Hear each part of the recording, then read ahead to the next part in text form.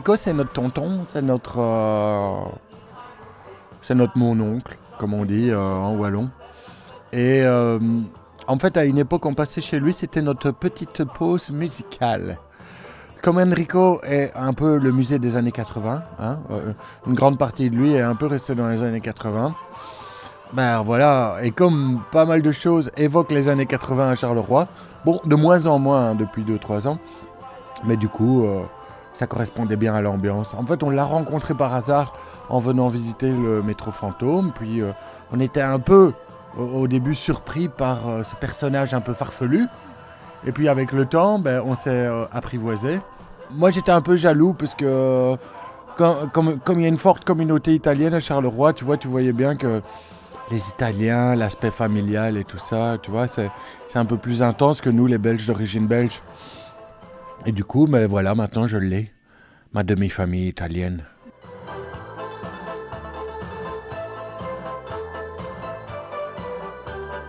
Les gens critiquaient Nicolas. Au départ, quand je ne connaissais pas Nicolas, c'est que lui, en fait, il médiatisait les travaux inutiles.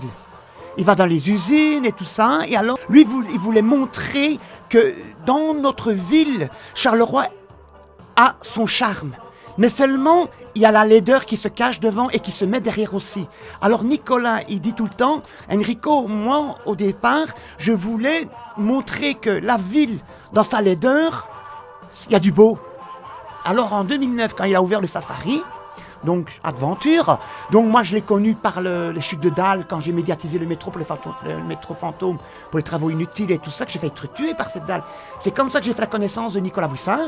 Et alors tout le monde me connaissait en tant que chanteur, parce que comme j'avais eu des contacts avec la Maison Blanche et tout ça, avec le président Reagan et tout ça, les gens me connaissant me disaient Enrico, mais tu travailles avec ce type-là, mais il ne faut pas travailler avec.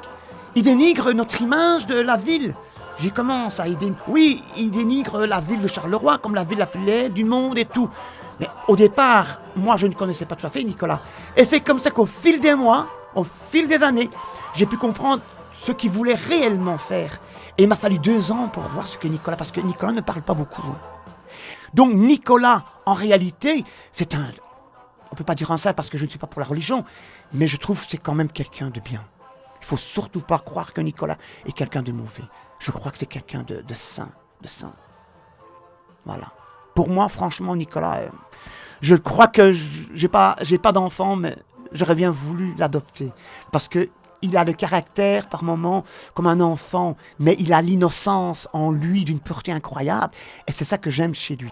Je voudrais voyager dans un monde de rêve et de réalité.